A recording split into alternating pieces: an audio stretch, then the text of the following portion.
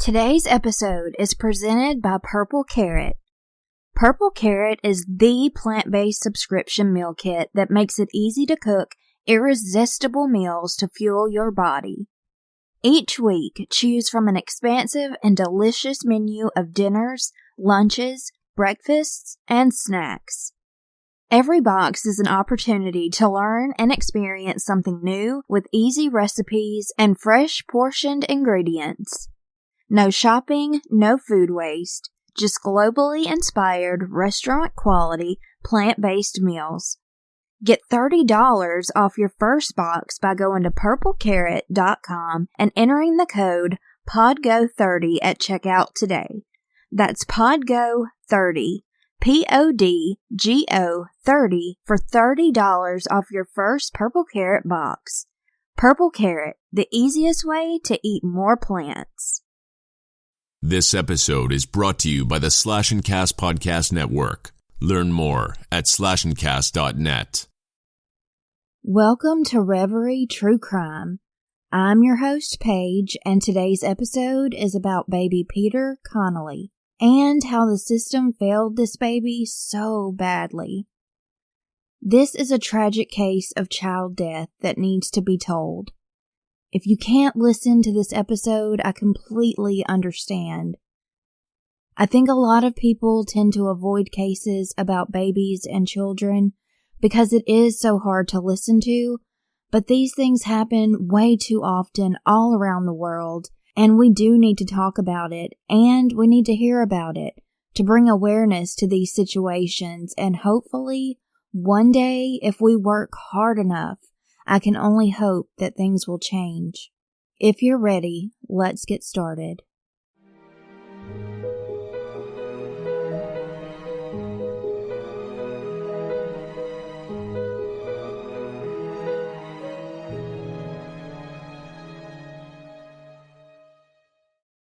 On the 1st of March 2006, Peter Connelly was welcomed into this world by a single mother named Tracey Connelly in London, England. In November of 2006, Tracey was with a new man named Stephen Barker. It wasn't long before he moved in with Tracey and baby Peter. So let's go into Tracey's upbringing before we get into this case. Tracey didn't have the best life growing up. In fact, she was born into extremely awful circumstances. Tracey's sex offender father was never around, and she only had her mother, Mary, who was very neglectful towards her daughter. Tracey also had another relative who was coaxed into joining a pedophile ring. It was one of the largest children's home disgraces and scandals of the late 20th century. She was called Tracey the Tramp when she was just a kid because she showed up to her school in tattered and torn, filthy clothes. Her classmates noticed the many men who came in and out of her home, and there were rumors swirling about her mother who smoked pot, and the children were saying she was, quote, a prostitute. Normally, I'd say sex worker, but I'm just saying what the kids were calling her mom at the time. Social services put Tracey in Farney Close, which is a boarding school in West Sussex. The school is for children who deal with social and emotional struggles. She did all right in school. She was remembered as moody and promiscuous. Her mom, Mary, maintains that she kept tabs on Tracey and tried her best to persuade her not to have sex with boys. Mary even knew that she herself could at times go off the rails. Mary said in an interview, quote, I wasn't an alcoholic or anything, but I liked a good drink when I used to get my money. I'd give Tracey some money to go stay with a friend, end quote. A police officer that was working the case at the time said Mary was basically a, quote, park bench drunk. When Tracey turned 15, she dropped out of school and worked as a hairdresser for a short time and a barmaid. She met who would become Peter's dad when she was 16, and he was in his 30s. Tracey was pregnant soon after. She and her baby's father moved in together prior to their little girl being born. After the birth of their second baby girl, Tracey was diagnosed and treated for postnatal depression. Not too long after that, she and the father of her children wed at Haringey Civic Center. Tracey claims that she only married him because his mother was putting a lot of pressure on her to do so. There are wedding pictures that show Tracey singing the Sonny and Cher song, I Got You, Babe, with a vodka and Coke in her hand. A few years following their marriage, they had another daughter. Tracey allegedly got in touch with who she suspects is her biological father, who visited the family often. Even though Tracey's mother claims that she doesn't really know who Tracey's biological father really is. When Tracey was grown, she didn't learn from the mistakes of the people around her when she was growing up. Essentially, she took pieces of the circumstances that she grew up in and, unfortunately, applied them to her life. She and her husband got a divorce while she was pregnant with baby Peter. She kicked him out of the house and was reportedly cheating on him with one of his friends. They resolved things in 2004, and Tracey met a man named Stephen Barker, who I will get into later. But now, she and her husband's marriage was officially over. When baby Peter was born, she neglected him as her mother did to her. She would drink vodka every day, ignoring Peter and watching movies of porn, and constantly having sex with her boyfriend Stephen, whose IQ was 60 and he also came from a very abusive, awful family life. At this time, Stephen was unemployed and he would go do handiwork for extra cash. He couldn't read or write. Tracey claimed that she was so excited when she had Peter. She said that he was the coolest kid and he was the best thing that had ever happened in her life. Tracey said that being a mother was the ultimate happiness in her life. However, that's not what she portrayed in her daily life with Peter. Tracey couldn't even do the easiest, fundamental things that a mother would do for their child. She didn't even protect him at all from what was to come. Her words and her actions do not line up at all. Peter, as mentioned, was born in March of 2006, and in September of the same year, baby Peter was taken to his general practitioner with bruises on him. Though Tracey claimed Peter bruised easily, he was brought into the hospital for checkups multiple times, which afterwards showed even more bruising on his head, chest, sternum, nose, forehead, and right shoulder. Tracey and her mother were arrested in December. Due to the fact that police interrogations couldn't prove that he was in fact assaulted, Tracey and her mom were free to go. Peter was sent home with his mother after 5 weeks of not being in her care in January of 2007. He spent his only Christmas with a family friend who was taking care of him while Tracey was in jail, and her name is Angela Godfrey. Tracey made trips to see a doctor for depression. Once on the 9th of June 2006 and in July, she returned to the same doctor to talk about relationship issues that she had with Peter's biological father.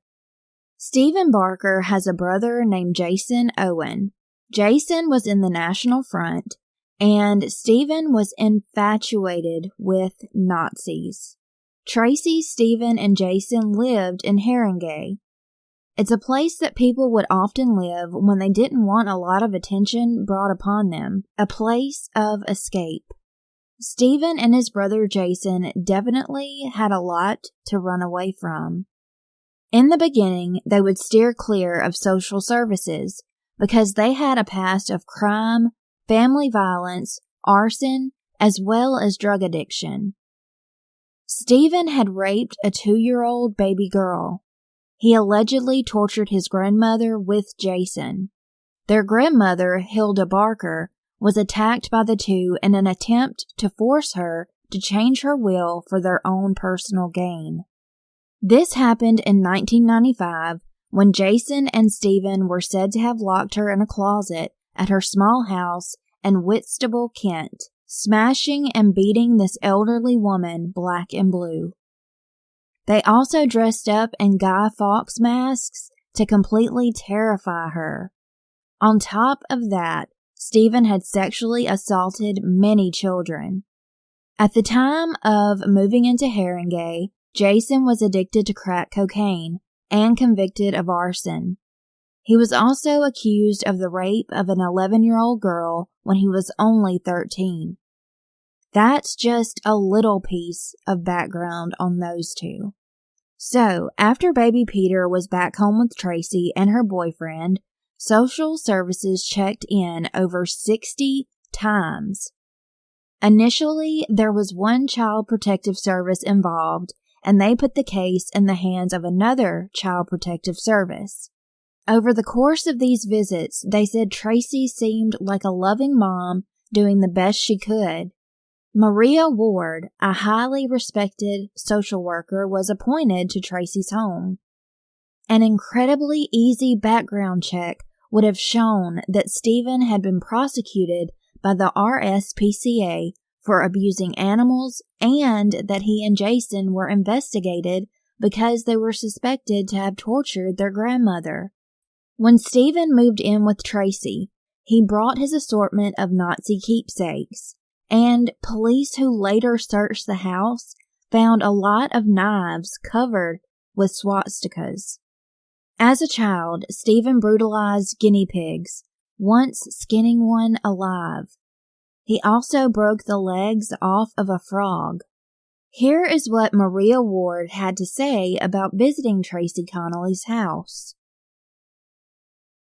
She would explain what had gone on, since I'd last visited. I'd speak to the children, I'd speak to the children alone. Peter was a very active child. You knew he was in the room. He would run around, touching things he shouldn't. I'd observed her cuddle Peter. I'd observed Peter go to her, to be comforted by her. Caring for him, changing his nappy, giving him food, the normal. Tracey's mother, Mary O'Connor, also had things to say about her daughter and Peter. Tracey, she did love her children. I'll give her that. Because when she was with them sometimes on her own, and she used to make little picnics in this kitchen because they had a big kitchen, and she used to bring them to the park, and yeah, she did love them.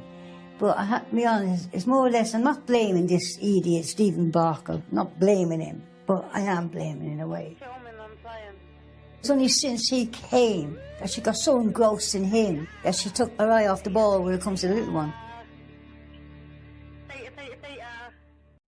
Baby Peter was in the hospital twice after his first visit.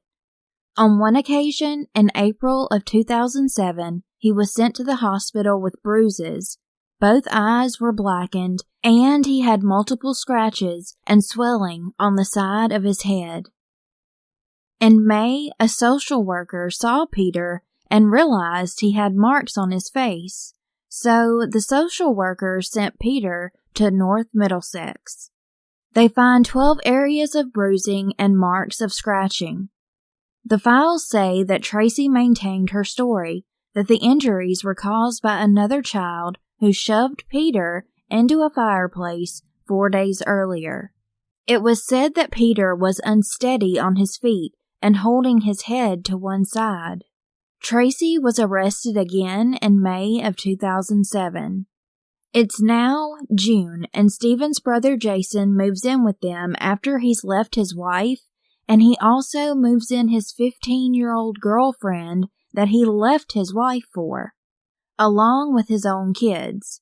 Living in the house as well were 3 big dogs and a few snakes. All of these professionals involved that were supposed to protect Peter didn't even realize that Stephen and Jason were living in the home. A social worker came to the home to do the routine checkup. However, she didn't see anything amiss because Peter's face and hands were purposefully covered in chocolate and diaper rash cream to conceal the injuries he had suffered. Other reports say that the social worker did in fact see injuries and phoned the police, also saying there was an exam that took place and it was determined that these injuries were due to abuse. Then the report says Peter was handed over to a friend to protect him. So between the 12th and the 26th of June, Peter is in the care of Ann Walker, a childminder. She said she had alerted social services about the child's injuries, but her warnings went ignored. She said, quote, "He was dying. I told them about his state. I said things were not right, but nothing was done. If someone had taken action, we would not be mourning the loss of a baby's life. The warning signs were all there." End quote. On the 25th of July, Haringey Council's Children and Youth People Services were given legal advice. This pointed out the fact that the threshold for initiating care proceedings were not met. In July of 2007, Tracey took Peter to the hospital twice to have him checked for an ear infection and an allergic reaction. In late July, Tracey was completely taken by Stephen. Online, she was saying she was madly in love with the most amazing guy. Also, one of her posts says jokingly, "My fella is nuts." During this time, her own child, at 17 months of age, was being brutally attacked, and she was covering up for herself, Stephen, and Jason. Little Peter was looked at by a pediatrician. Regardless of baby P's constant cries of agony, the pediatrician didn't even check Peter over that well because both his back and ribs were broken at the time. The doctor alleged that she couldn't correctly examine Peter because he was so fussy. This would be the last time a professional would get to see Peter alive. Days before Peter would tragically lose his life, he spent the weekend with his biological dad. He obviously noticed right away that Peter's head was shaven, and he was even missing a fingernail. All throughout this time, Peter was seen by so many agencies and professionals, but nothing was done about his injuries. Child Protective Services definitely dropped the ball and failed Peter. There was a lack of communication and working together as a team in the case of Peter Connelly. The police, social services, child protective agencies, doctors, and many other professionals didn't communicate properly with each other, and Peter may still be alive to this day had they done so. The agencies were blaming each other and trying to figure out which Child Protective Service agency got everything wrong. Many of the social workers that took part in baby Peter's case have since lost their jobs. Tracey was suspected of mistreating Peter and disregarding one of his sisters, and one of Tracey's other little girls was put on the list when Tracey smacked her in a fit of rage right in front of a shocked school nurse. Relatives depicted another time when Tracey picked up her third daughter by her hair and proceeded to beat her with a hairbrush. Stephen trained Peter like a dog. When Stephen would snap his fingers, Peter would touch his forehead to the floor because he was terrified that he would be punished if he didn't. The social workers and other professionals who stepped inside of the grubby 4-bedroom residence, not one of them were up to snuff and didn't prevent the abuse in any way. It was far too late by this point. Either they didn't notice or they ignored the massive stench of urine when they first stepped into the door. The home was infested with fleas. There were rat holes tunneled into the walls, and there was dog poop all over the floor. On one occasion, there was a mutilated rabbit right on the kitchen table. How does this go unnoticed?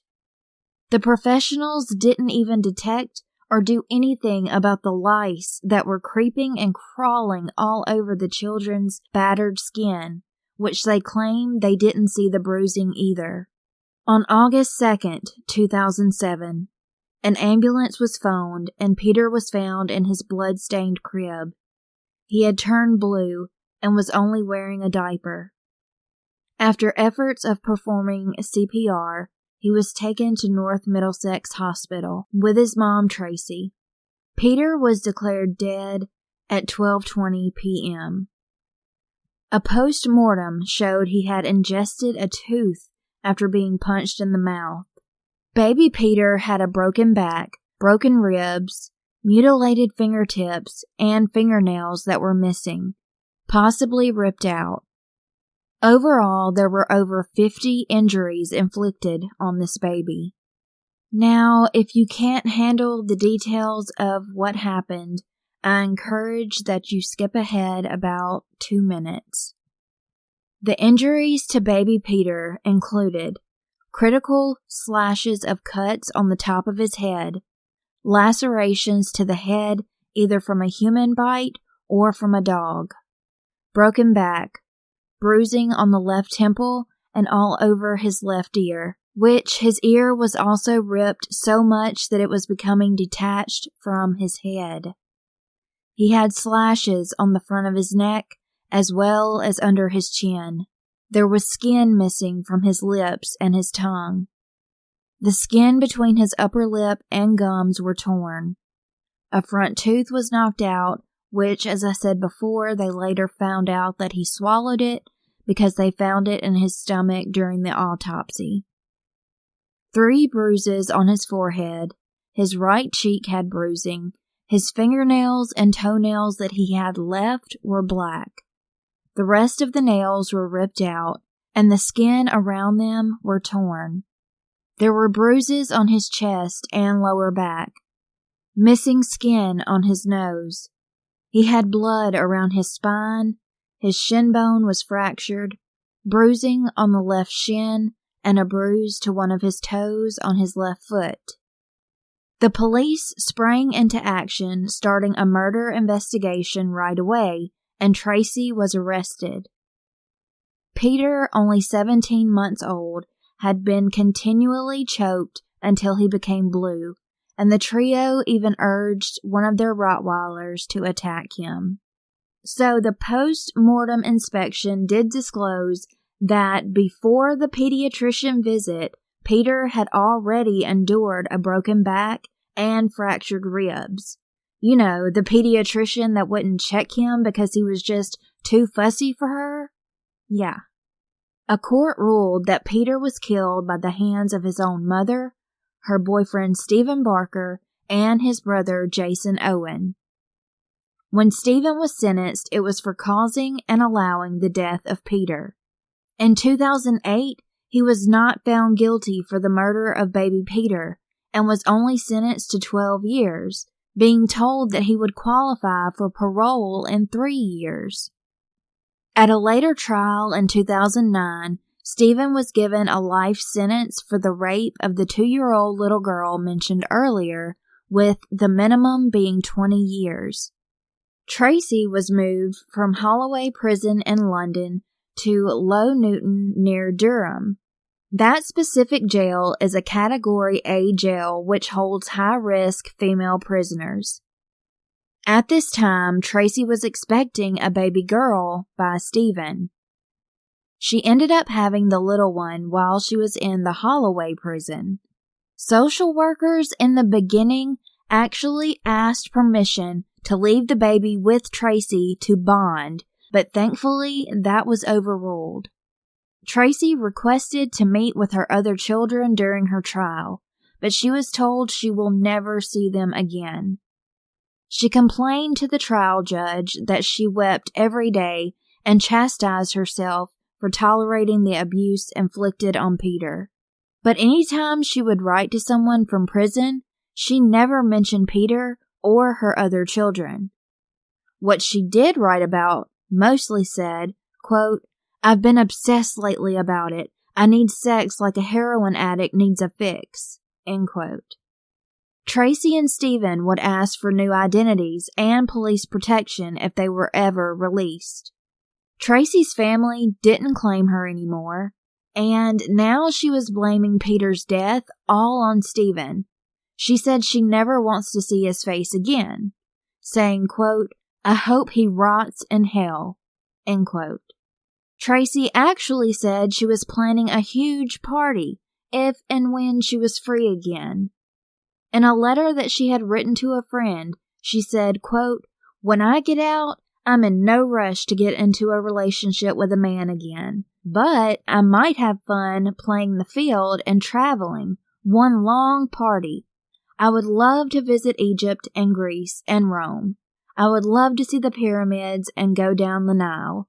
Plus, I hope to move out of London, as this place has been a living hell for me since I was very little," end quote.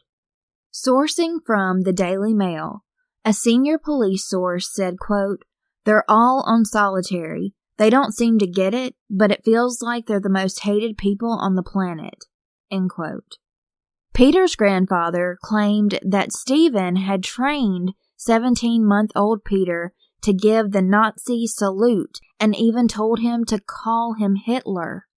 The grandfather said, quote, "The little lad would be stuck in his playpen, and whenever his stepdad came into the room, he would call out, 'Hi, Hitler,' and give him the Nazi salute. The poor little lad was desperate to be cuddled and loved. He was crying out to be picked up, but nobody ever did," end quote. So Tracey was released in October of 2013, but a year and a half later, she was again locked up for selling nudes of herself, which violated her bail conditions. She was denied parole on November 27, 2017, and she was given a sentence of at least 2 years. I thought you all may love to know that in 2015, Stephen got attacked by another inmate. This inmate splashed scalding hot water on Stephen's face and arm.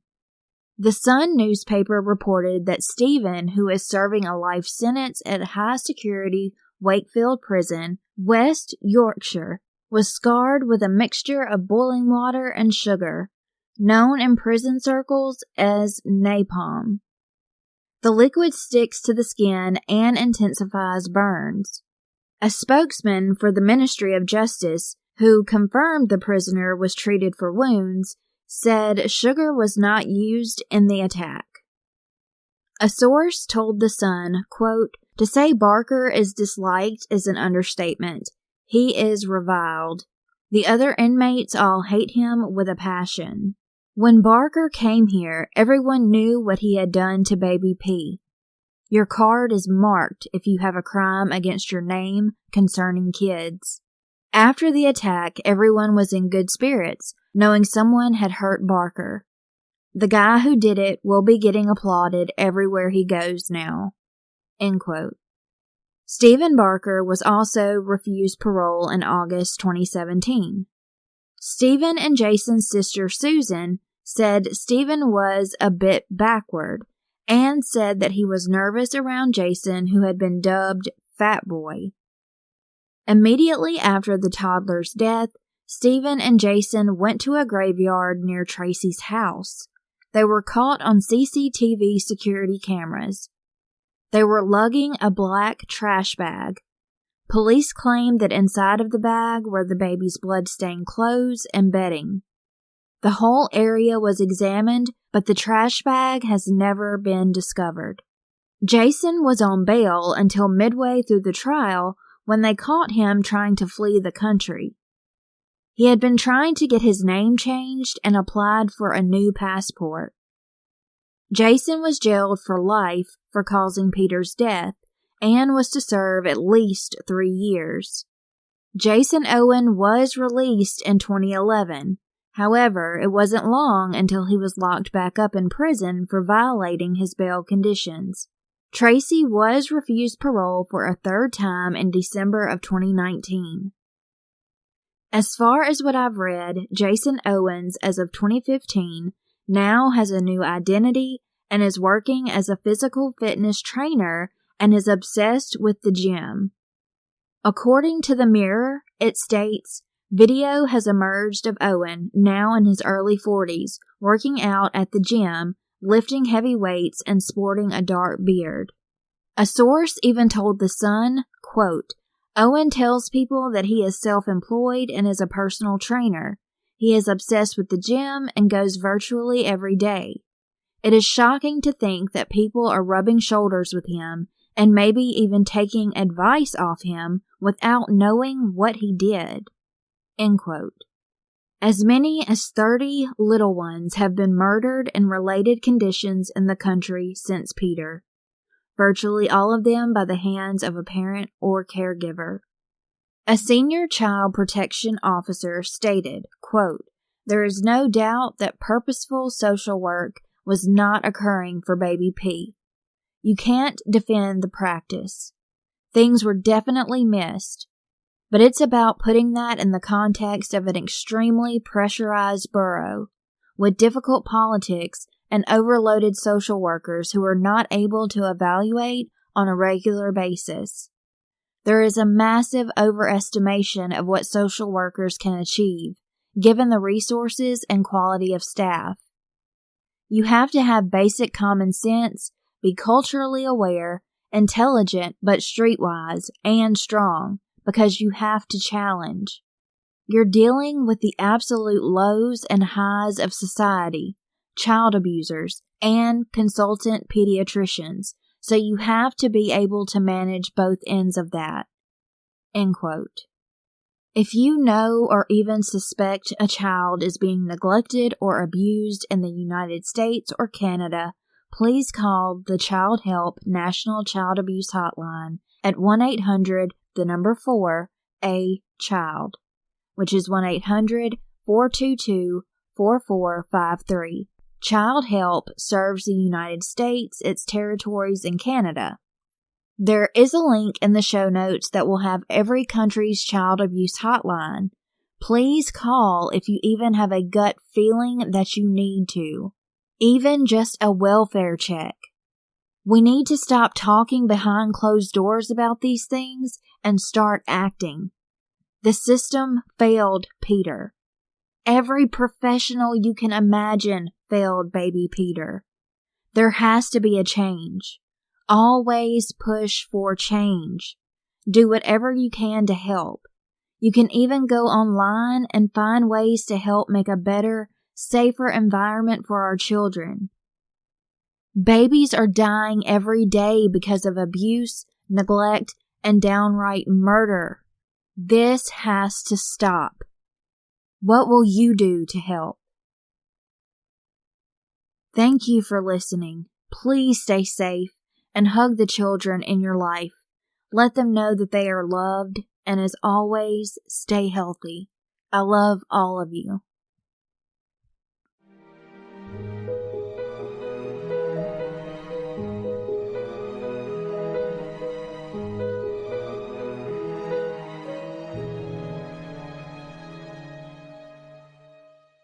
Victimology, the study of the victims of crime and the psychological effects on them. Join me, Melissa Lee, a criminal justice student, as we discuss various true crime content and victim stories, oftentimes with their loved ones and advocates.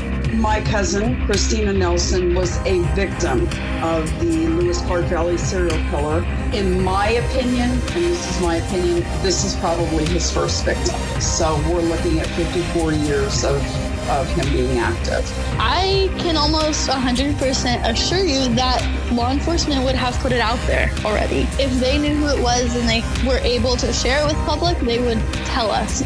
There was a story on the news about a woman. They had found her body and it fit her description.